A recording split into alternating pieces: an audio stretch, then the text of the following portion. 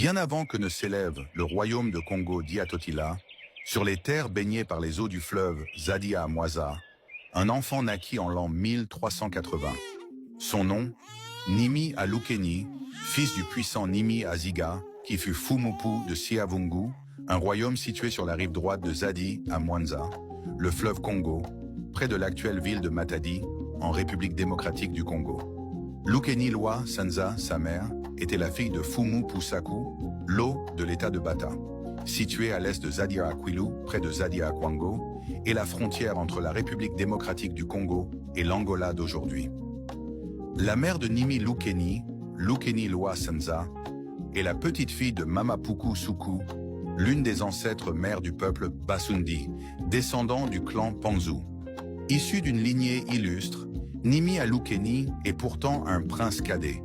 Trop jeune pour hériter du trône, son ambition grandit dans l'ombre. La politique extérieure de son père consiste à conquérir, puis à dissoudre des États environnants, y compris les États voisins de Siakwilu et Pembakasi.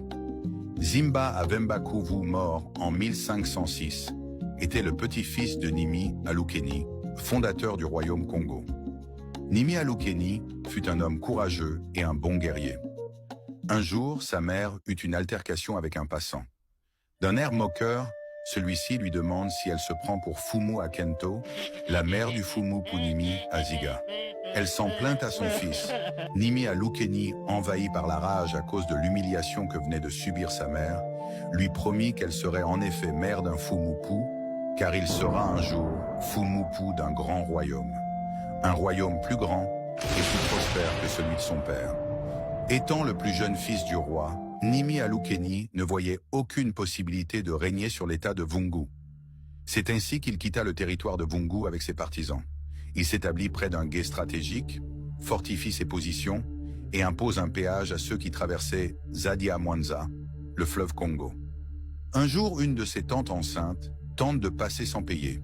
Cette dernière pensait être exemptée du péage en raison de son rang. L'altercation dégénère. Dans un acte irréparable, Nimi lève la main et change à jamais son destin. Ce crime était impardonnable car cette dernière était enceinte et était la sœur du roi. Craignant l'inévitable colère de son père, mais soutenu par ses partisans, Nimi Alukeni traverse le fleuve Zadia Mwanza avec une armée. Il marche vers le sud, vers la terre promise où il fondera son royaume. Ainsi débute l'épopée du royaume Congo d'Iatotila, entre le début du XIVe et le XVe